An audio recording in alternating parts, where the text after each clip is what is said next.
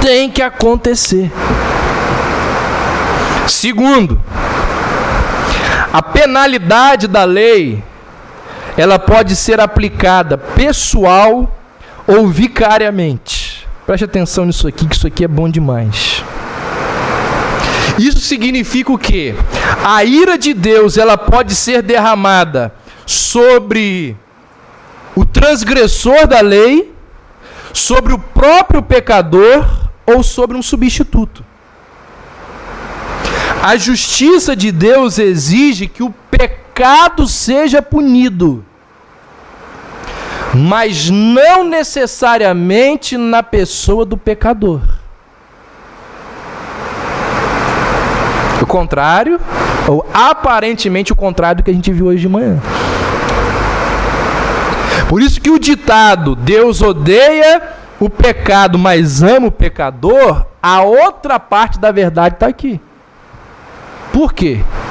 Porque se Deus realmente odiasse apenas o pecador, ou o pecador pessoalmente, e não apenas o seu pecado, ele não ia aceitar a substituição. Ele iria desejar punir o próprio pecador. Mas porque Deus é justo, e ele tem que punir o pecado, mas ele também é amor, e ele quer salvar o pecador, ele providenciou um substituto para receber a punição no lugar dos pecadores. Terceira característica da ira de Deus: ela não pode ser aplicada sobre aqueles que recebem a misericórdia de Deus. A misericórdia, ela acontece quando Deus não aplica penalidade. Qual é a definição de misericórdia clássica? Deus não nos dá aquilo que nós merecemos. Então, você pecou, você transgrediu a lei de Deus, você merece ir para o inferno. Deus não te manda para o inferno. Deus não aplica o que você merece. Misericórdia. Então a misericórdia, ela acontece quando Deus não aplica penalidade. Já a ira é a aplicação dessa penalidade. Ou seja, os dois atributos, ira e misericórdia, eles se excluem mutuamente quando a aplicação é sobre a mesma pessoa. Ou seja, quando Deus mostra misericórdia, ele não pune. E quando pune, não mostra misericórdia. É por isso que Tiago vai dizer assim: o juízo é sem misericórdia para com aquele que não usou de misericórdia. E aí vem aquela expressão famosa: e a misericórdia triunfa sobre o juízo. Também é muito interessante perceber a relação de Jesus com a ira de Deus. Jesus, ele possui 3 maneiras de se relacionar com a ira de Deus. Uma tem a ver consigo mesmo. Por quê? Ele é o recebedor da ira divina. Outra tem a ver com os filhos de Deus. Neste caso, Jesus é o salvador da ira divina. E o seu último papel a respeito da ira divina tem a ver com os ímpios. Nesse caso, ele é o aplicador da ira. Como eu disse há pouco, por necessidade da sua natureza santa, Deus precisa fazer com que a sua ira caia sobre o pecador ou sobre alguém que tome o seu lugar. Você é pecador. Você é transgressor da lei de Deus. Se alguém não tomar o seu lugar, você vai para o inferno. Você vai passar a eternidade toda no inferno.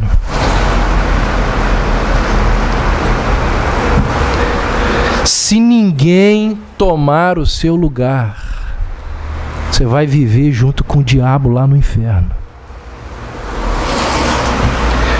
Então, por causa da natureza santa de Deus, ou a ira de Deus cai sobre você, ou a ira de Deus cai sobre outro no seu lugar. E diz a Bíblia que Jesus Cristo foi esse que recebeu a ira de Deus no lugar dos pecadores. Paulo vai dizer assim: Ele pagou o escrito de dívida que era contra nós. Isaías vai dizer assim: Ele levou sobre si o castigo que nos traz a paz. Ele aplacou a ira divina morrendo em nosso lugar. Então Jesus, ele é o recebedor da ira divina. E por ser o recebedor da ira divina, ele não permite que essa ira seja derramada sobre aqueles por quem ele morreu. Como ninguém escapa da ira divina, uns a recebem pessoalmente e outros a recebem representativamente. Ou seja, Cristo representa os redimidos diante de Deus. Por isso que Paulo vai dizer lá em Romanos 5:9, sendo justificados por seu sangue, seremos salvos por ele da ira divina. E a terceira maneira de Jesus relacionar-se com a ira divina é aplicando essa ira aos ímpios. A Bíblia diz que Jesus, ele não é apenas o salvador da ira divina, mas ele também é o executor dela. Assim como a obra da redenção é efetuada por Cristo, o juízo também será.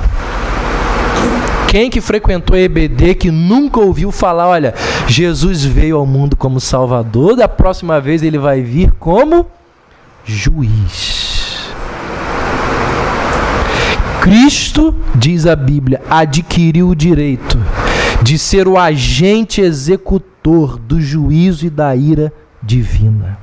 Atos 17:31 diz assim: determinou um dia em que julgará o mundo com justiça por meio do homem, que estabeleceu com esse propósito, e ele garantiu isso a todos ao ressuscitá-lo dentre os mortos. Então, em virtude do trabalho que realizou como Redentor, o Pai deu autoridade a Jesus de julgar os homens nessa terra. Partindo para a parte final da mensagem, vamos ver algumas aplicações para as nossas vidas.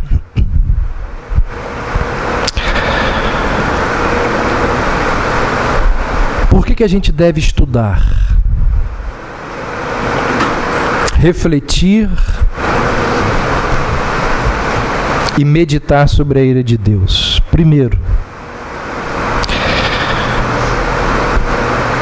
para que nos lembremos da ojeriza de Deus pelo pecado.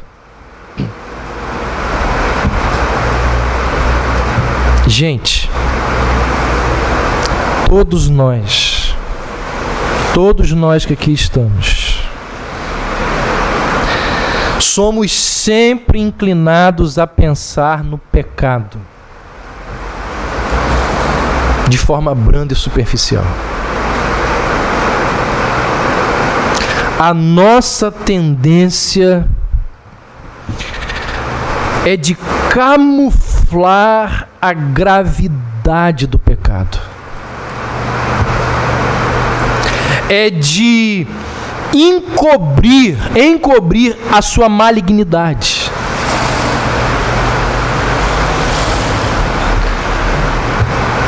A gente vai racionalizar, a gente vai justificar. Você sabe disso.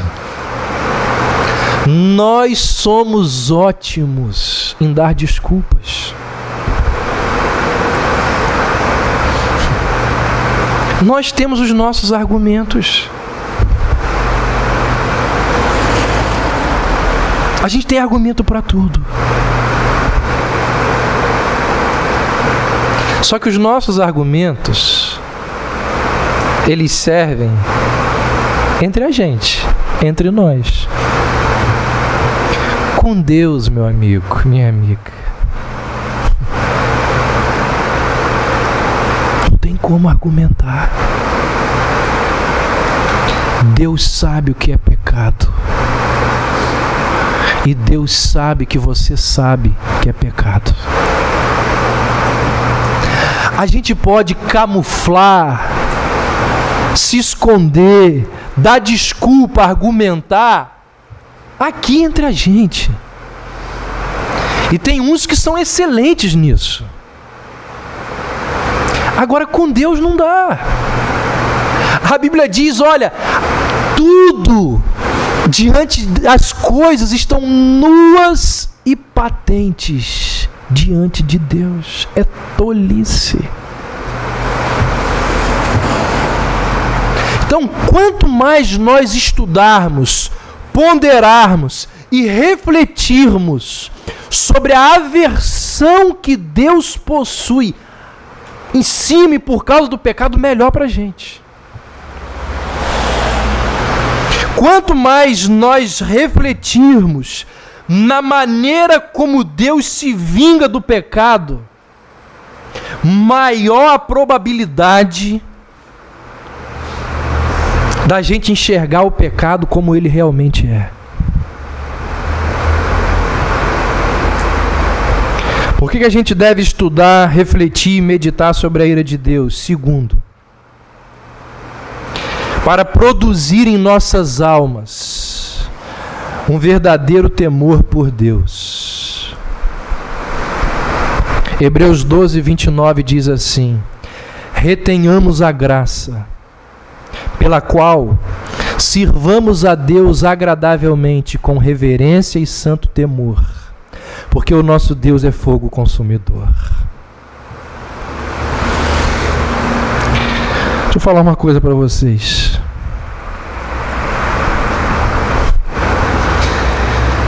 Se nós realmente meditássemos sobre a ira de Deus,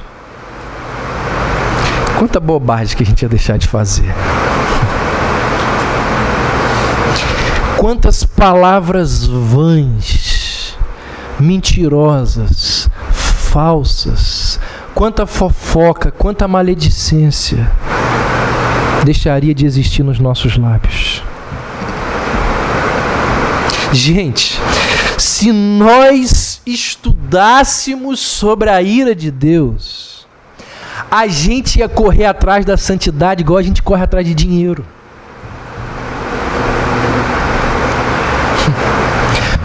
Para pensar quantas horas por dia você corre atrás de dinheiro.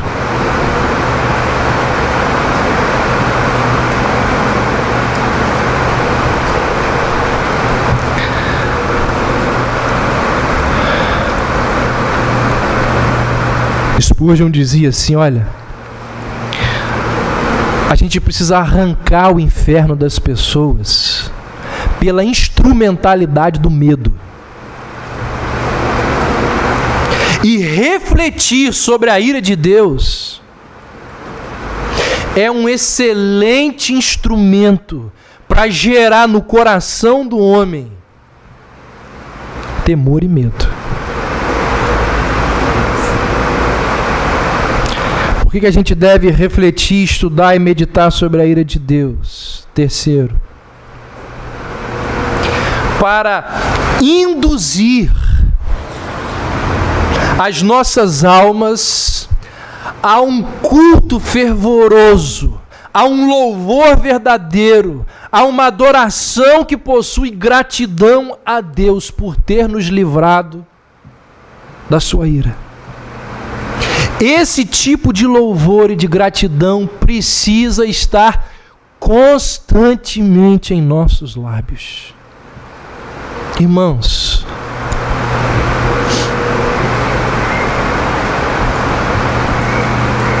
ninguém aqui sabe até agora, por enquanto. O que é ser alvo da ira de Deus?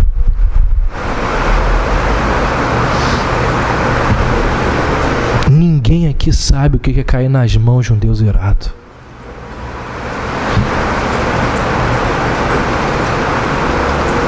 Ninguém aqui sabe o que são as angústias do inferno, os tormentos do lago de fogo.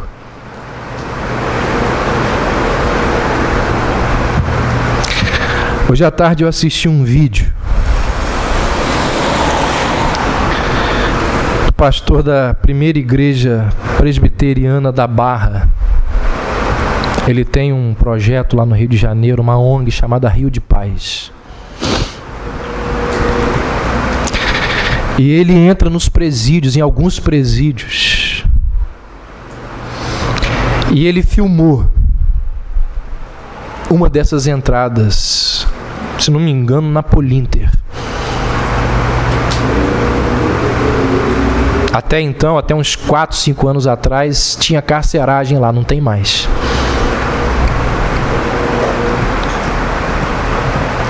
Aquilo ali é o inferno. Aqui na terra. Gente, aquelas cenas me deixaram assim extremamente apavorado. Apavorado. 80 pessoas numa cela que cabem 30. Você sabe o que é isso? Eles igual animais. Igual animais.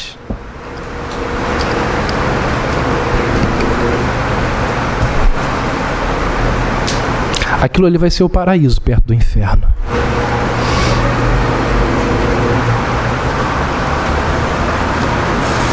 Ninguém sabe ainda o que são as angústias do inferno. Refletir sobre a ira de Deus deve nos levar a um culto fervoroso de gratidão, porque Deus, através de Jesus Cristo, nos livrou da ira vindoura. Sem refletir sobre a ira divina, graça, misericórdia e amor de Deus não fazem o menor sentido. Somente quando nós sabemos que éramos merecedores da ira divina, texto que eu li de Efésios 2, Paulo diz, olha, nós éramos merecedores da ira divina, mas o que nos aguarda agora são as bênçãos dos céus. Então quem faz esse contraste, sabe o que merecia e sabe o que o aguarda. Quem faz esse contraste de saber para onde ia e que por causa de Jesus Cristo agora sabe para onde vai, tal pessoa pode, do fundo do coração, cantar assim, olha, a graça de Deus, que doce som. Perdido era eu e a graça me achou, tão grande salvação. Por isso a gente tem que pensar sobre a ira de Deus. Em quarto e penúltimo lugar, e último lugar, por que a gente deve estudar, refletir e meditar sobre a ira de Deus? Para não nos vingarmos de nossos inimigos. Quando você pondera sobre a ira de Deus, você lembra assim, Deus vai castigar aquele canalha. Deus vai vir com juízo sobre aquele desgraçado. E aí, a razão de não pagarmos o mal com o mal é porque nós devemos confiar na promessa de Deus, segundo a qual Ele, texto que nós lemos, retribuirá a cada um daqueles homens e mulheres que nessa terra cometeram grande mal. Por isso que Paulo diz assim, nunca procurem vingar-se. Alguém fez algo terrível contra você, coloca diante de Deus. É a melhor forma de você resolver o negócio. Nunca procurem vingar-se, mas deixem com Deus o quê? A ira. Você está com ira? Está doido para devolver a ofensa, para obter uma oportunidade de ir lá e descontar? Deixe com Deus a ira. Porque está escrito: minha é a vingança. Não é você, eu é quem retribuirei. Então, quando a gente estuda sobre a ira divina, a gente não precisa se vingar dos nossos inimigos. Deus vai fazer isso. Ou seja, a única maneira da gente deixar para trás as nossas feridas, aquelas dores mais profundas que alguém de forma terrível trouxe sobre as nossas vidas e a vida de nossas famílias, é descansar em duas verdades. Ou foi pago na cruz, porque aquele que te ofendeu se converteu. E aí você não pode dizer assim: Senhor, ele se converteu e agora não vai ter nada para ele. Não, foi pago na cruz. Porque se tiver para ele, vai ter que ter para você. Ou você acha que você nunca ofendeu ninguém? Então, como que a gente deixa as nossas feridas, as nossas dores, as nossas raivas e ódios para trás? Crendo na verdade que foi pago na cruz. Então aquela história que diz assim: vai ficar por isso mesmo. Não vai. Ficou na cruz.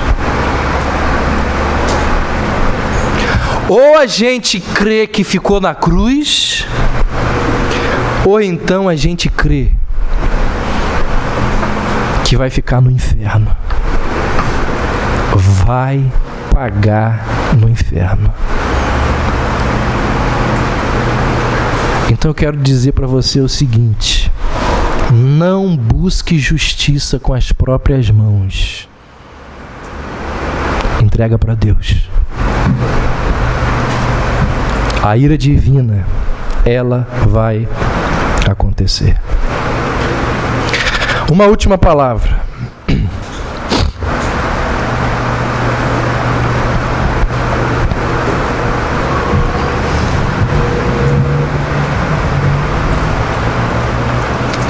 Será que existe aqui entre nós alguém que ainda não se reconciliou com Deus? Deixa eu dizer uma coisa para você. Meu filho que nasceu há 2 anos e alguns meses atrás, Arthurzinho, que está ali atrás no colo de José, Luísa, Pedrinho, que está lá no ventre de Bianca, pecador. Paulo diz assim: nós nascemos e por natureza somos filhos da ira. A ira de Deus está sobre você. A não ser que a ira de Deus, antes de chegar em você, tenha passado pela cruz. Porque se não passou pela cruz, ela está em cima de você. E se você morrer sem a ira de Deus passar pela cruz, você vai viver a eternidade toda no inferno. É para lá que você vai.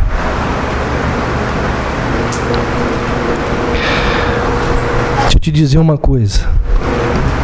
Jesus Cristo, Filho de Deus.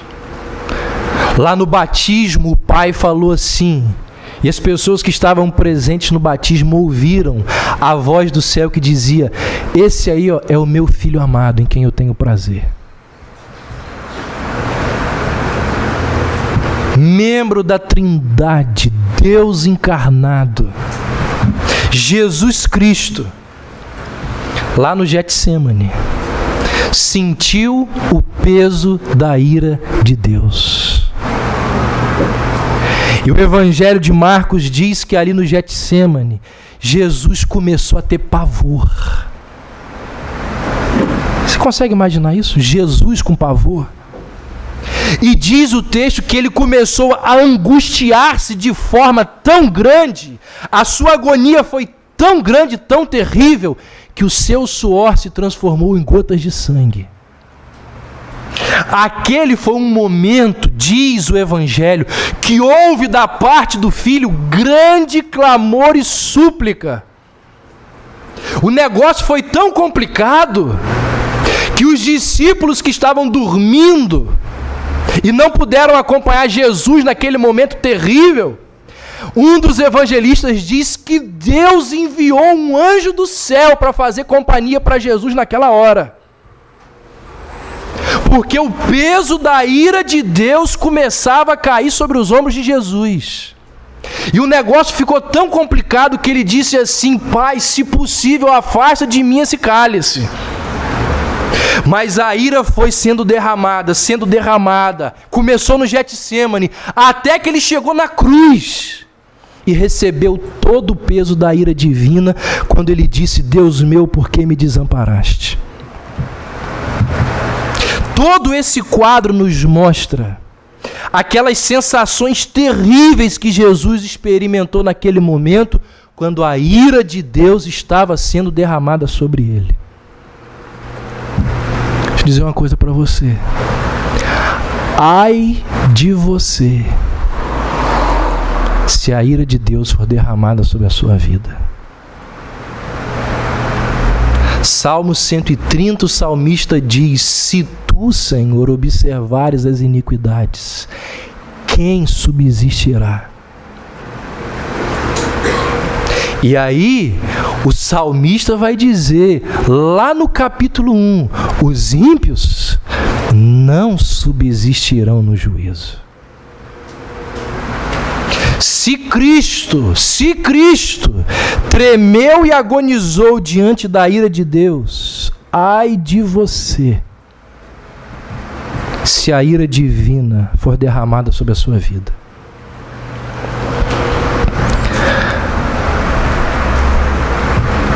Eu encerro lendo um pequeno pensamento de um pastor inglês do século XVII chamado William Gurnall.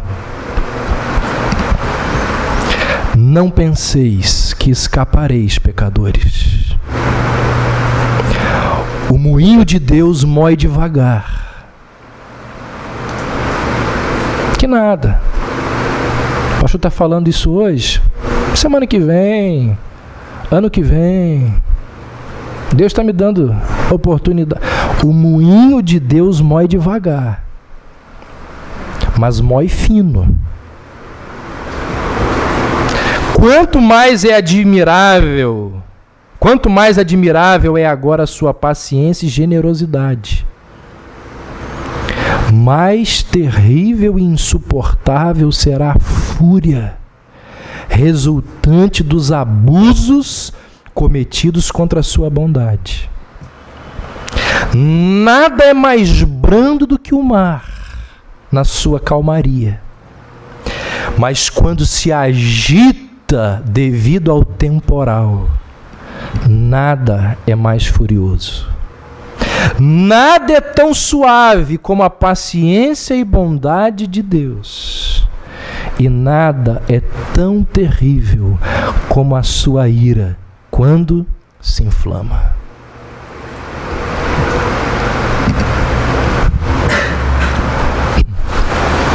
Uma vez Jesus disse assim: dentre os nascidos de mulher não há ninguém maior que ele. Quem foi?